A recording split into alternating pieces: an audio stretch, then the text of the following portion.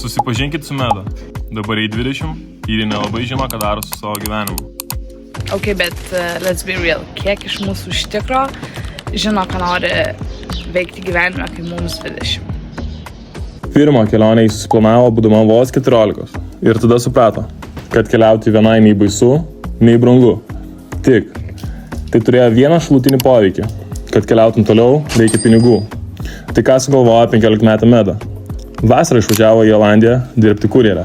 Nesvarbu, kad lijo kaip iš kibiro, pūtė vėjai ar pavogė dviratį. Ji užsidirbo pirmosius savo pinigus, kuriuos, aišku, išleido kelionėms. Ei, bet kai kažko labai nori, juk gali dėl to dalyko padaryti beveik bet ką, ne? Iki mokyklos baigimo jis spėjo aplankyti virš 30 šalių, o po mokyklos išvyko Australiją metams. Ten įsimylėjusi surfą, ji persikraustė į Maroką ir pradėjo savo pirmąjį verslą – surfo stovykla lietuviams.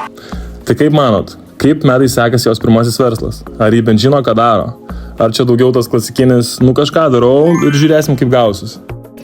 Gerai, bet aš bent jau bandau. Aš bandau kažką daryti, o man atrodo svarbiausia yra daryti. Svarbiausia yra pradėti kažką daryti ir tada dalykai jau kažkaip gaunasi savaime.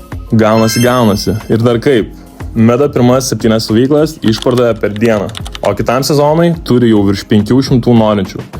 Tai ką, vis dar manot, kad reikia žinoti nuo A iki Z, kad galėtum kažką pradėti? Taip, aš dar daug ko nežinau, bet per paskutinius 5 metus savarankiškų kelionių ir visokiausių darbų, kuriuos man tik teko išbandyti, jaučiu, kad išmokau daug pamokų ir įgavau labai daug drąsos. Visu tuo noriu pasidalinti ir įkvėpti, nes tikiu, kad gyvenimas nėra apie tai, kad žinotum viską, o apie tai, kad drįstum žengti pirmą žingsnį, net kai ne viskas yra aišku. Bet kviečiu tave į šitą kelionę kartu, išsiaiškinti apie kągi tas mūsų gyvenimas. Nesvarbu tau 20, 40 ar 80, tokius dalykus daryti kartu yra smagiau.